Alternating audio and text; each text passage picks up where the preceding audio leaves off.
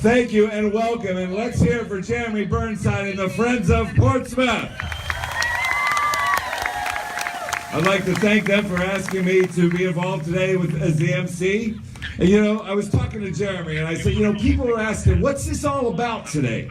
And he said, this is our response to decades worth of negativity to show our community and the press and the nation what we're really about. Positive energy and community involvement. Yeah. Or as Jeremey likes to call it, our parade of positivity. That's a Jeremey Burnside phrase if I ever heard one.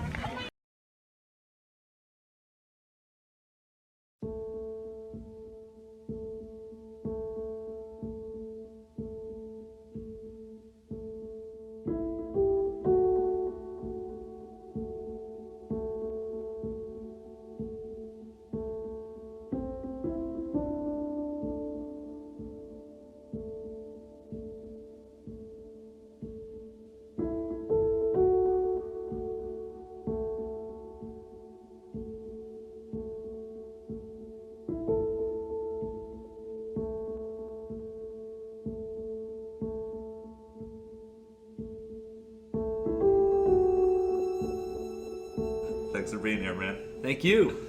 How's life? Life's great.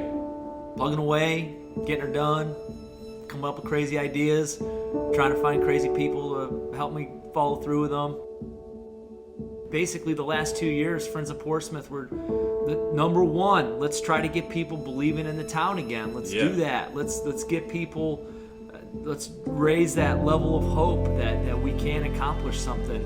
And it's been 2 years of raising hope and letting the hope grow and building that foundation of being able to just simply believe in ourselves. But that talk's over. It's time to get to work as far as I'm concerned. I get involved with Friends of Portsmouth. We start doing awesome stuff there. Then I'm like, you know what? There's got to be a point where the talking's got to stop.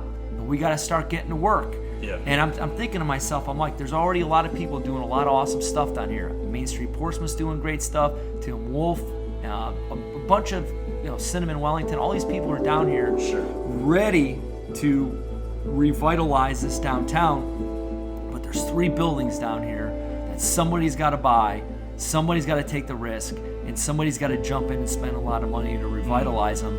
Who's going to do it? And it's kind of one of those things where you're sitting around the room, you're like, all right, who's going to do it? And everybody's like, and you're like, all right, fine, we'll go do it. Yeah. So that brings us back to the buildings. And so we buy the buildings, we start putting together a plan. Obviously, our plans have had to change drastically after the facade of 524 collapsed, because that affected the 526 building, the Houston Stonefront building. Yeah. So now we've completely readjusted our plan. We've met with the bank. We feel that the bank is motivated. We hope they're motivated and give us what we need to revitalize all 3 of them at the same time, basically. Sure. And so we could put some awesome businesses in there. And everybody says, well, these factories, they got to come, but these factories are not going to come if there's nothing to do. No. You know what I mean? They're not going to come to a town that has a dark secret, as that USA Today article said. Yeah. You know what I mean? Yeah. So that's what with Friends of Portsmouth, we got to change that whole image of the town has a dark secret, and we have to accentuate the positive things and the positive people and leaders here, and we feel that we've done that. We had that pep rally, that was a big deal. Yes. And so that pep rally, the product of that pep rally is staying on these reporters. Hey, you guys wrote all these nasty articles about us for the past decade. Why don't you come back here and check us out now? You can't leave us with that old tarnish view. You gotta update it. Boom, then we get Dale King, Boston Globe, awesome article. Then we start seeing a Christmas Eve Lester Holt feel-good story is about Portsmouth, Ohio coming back. Boom, we got that. Then there's a follow-up national story about that. Then we got that awesome New York Times story. And what's cool about that is Sean Dunn and I were on that reporter basically saying, you're the one who wrote the very first article about Portsmouth's opioid issue. You were the very first national article. Will you please come back? You kind of owe it to us to basically do a follow-up story. Sure. And she sure enough came through. She came back. She did the story. There was another follow-up story after that one about mentioning Portsmouth, using one of the cool pictures from Winterfest. So we feel that the national narrative now is changing. Yes. But now we got to change the reality, and we got to get to work.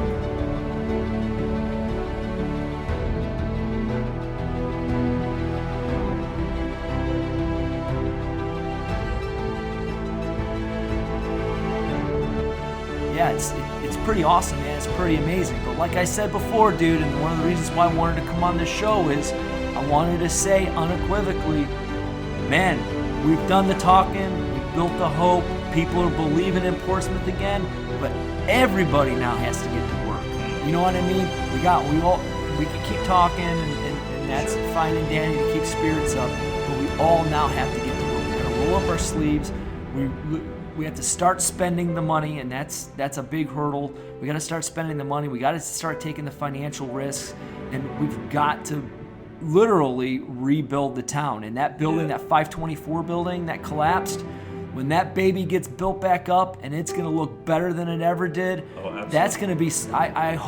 My hope is that that's going to be symbolic of the after product of all this hope that we've generated, and that is rebuilding this awesome place.